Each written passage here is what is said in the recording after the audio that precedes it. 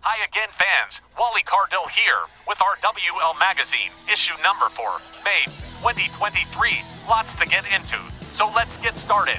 When the immortal Hulk Hogan, the Babe Ruth of pro wrestling, came to RWL in 2014, he was as hated as he was in his days with the dreaded NWO, working for the notorious then corrupt commissioner of RWL, who short Popeye Scott Bell, who used Hogan as a weapon against everyone. Now, with Bell out of power, and now just the general manager of RWL Southwestern Division, the Hulkster has had to fight for redemption with fans every step of the way, and recent events have shown a sudden turnaround in Hogan's popularity. After a recent match with the $1 Million Man, Ted DiBiase Hulkster lost that match by submission, but what bothered him was DiBiase, needlessly, humiliating him by stuffing money down the fallen Hulkster's gullet. And infuriated Hogan challenged the $1 Million Man at the just-released Time's Up Supercard to a 2-out-of-3 fall steel cage match with both Hogan's Legends Division US Championship, but only if DiBiase put his cherished $1 Million Championship on the line as well, making it a dual titles match. The $1 Million Man backed into a corner, had to accept, and man oh man alive, what a match it was, with a whole lot of back and forth in the early goings, with both opponents putting in overtime. Trying to injure one another, DiBiase eventually scored the first fall, putting the pressure on Hulkster to come from behind with a pair of back-to-back pinfalls. Well, after a long and hard-fought battle, Hulk Hogan did exactly that, scoring the crucial second and third pinfalls, winning the match, and snatching up both his Legends US title and the $1 Million Championship.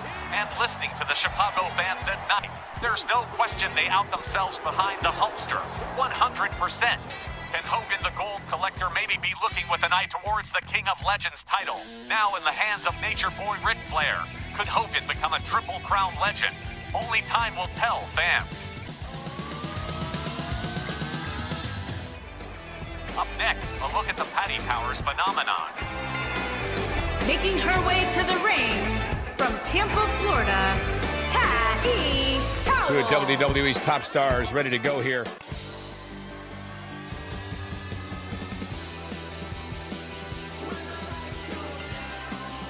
As we get underway, I'm expecting a hard-fought match between these two superstars. The first one to make a mistake could fail.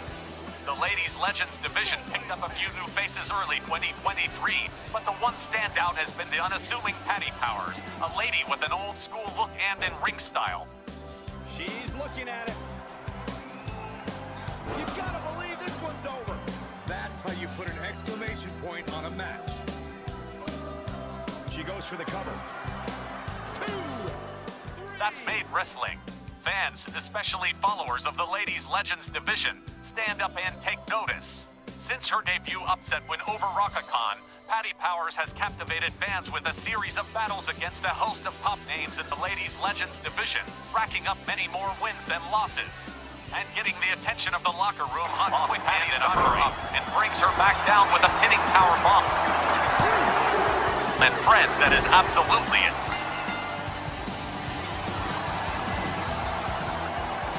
Ladies and gentlemen, the time of the fall, 6 minutes and 28 seconds. Your winner by pinfall, Patti Powers. Patti Powers with her hand raised. She's now 1-1 against Christy Hemme, and she will move on to her next big challenge, happening soon. And our WL fans will have an eye on Miss Patti Powers. This month's RWL profile, we'll look at the history of the man who became the face of the company in just 11 short years with RWL. This issue's profile looks at the World Heavyweight Champion, the Iron Man of RWL, American Supreme Matt Clark. This young man from Smithfield, North Carolina, a graduate of University of North Carolina, who once played baseball as a UNC Gamecock, began his pro wrestling career with Palmetto Championship Wrestling, a small southern promotion, and it was here that Matt Clark caught the eye of then RWL Vice President of Talent, Seamus O'Toole. Clark remembers. Shay came up and introduced himself, and seriously quick, wanted to know if I might want to sign with RWL. Tough decision, because I had made all this progress in PCW, and I had that to think on. Matt continued with Palmetto Championship Wrestling until his contract was up, having gotten anywhere near a championship match again. RWL came knocking, only this time, it was different. Clark continues. I get a phone call one Saturday morning, and the man said he was Jack McLeod, the CEO, the big boss at RWL, right? So I'm thinking, it's one of the guys, you know, putting me on. But no, it was Jack McLeod. He offers me a deal again, only this time. He wants me to train at Seamus O'Toole's Shamrock Slam Academy while I'm having small undercard match. So I was like, hells to the yeah, I'm your Huckleberry. And in December of 2010, Matt Clark moved from North Carolina to Boston to train at Shamrock Slam Academy, all while working local matches in the Massachusetts area, and made the big move to our WL's main roster, now doing shows at Richmond County Sportsplex, the birthplace of our WL, making his debut in May of 2012. Within 6 months, Matt Clark had become American Supreme, the archetypal all-American good guy, and the fans took to Clark like a thirsty man to cold water. In another 3 months, he got a U.S. championship match against Josef von Schnitt, squarely beating the German nobleman by pinfall.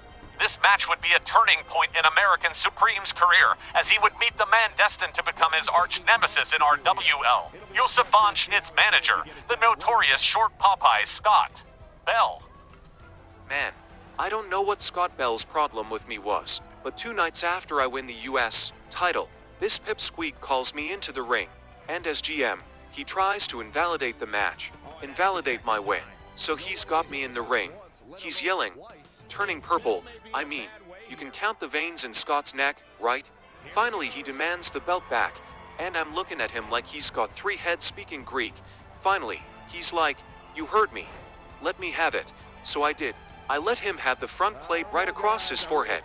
We were mortal enemies from that day on. And while Scott Bell tried every trick he had to get rid of Matt Clark, he went on to win match after match, beating nearly everyone put in front of him, eventually defeating Riot Squad Robertson to become our WL World Heavyweight Champion for the first time. American Supreme was also part of one of the greatest matches in our WL history, in what was set to be Chief Sam Whiteboom's retirement match, but it became Whiteboom's redemption. Clark recalls the match. Sam Whitemoon had just lost that first-second submission to Xavier Youngblood, and he was thinking hard about hanging it up. I pitched the idea of a 30-minute Iron Man match with me. If he's going to retire anyway, I figure, whether I win or lose, Sam will get his self-respect back. That old man can fight. Don't let anybody kid you. Chief Sam Whitemoon was one of my toughest opponents, and we ended with a 60-minute, 3 pinfalls apiece draw. I'm glad Sam decided to compete a few more years before he got promoted to the front office. Reigning World Heavyweight Champion, current WA Classic Champion, former World Tag Team Champion twice, and a former Triple Crowner, it looks as if Matt Clark still has plenty left in the tank. Whether competing in singles matches or as part of the new Midnight Express with Oliver Hollywood, American Supreme is still the top dog in all of our WL. In closing our chat, I asked Matt what he saw in the future. I know that one day, someone's gonna come along who'll be better than me on that one given night. I can't be champion forever, that's a fact. But until that someone comes along, I'm still your Huckleberry.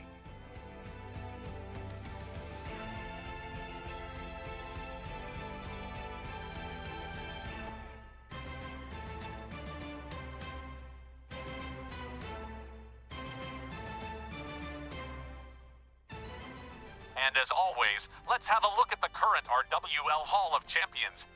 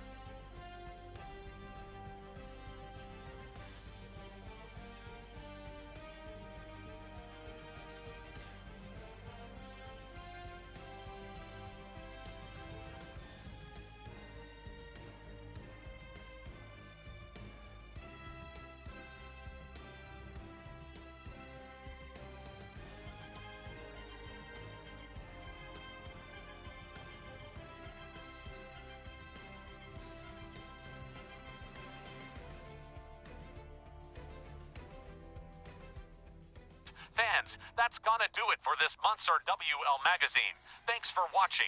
We'll see you at ringside. Wally Cardill, signing off.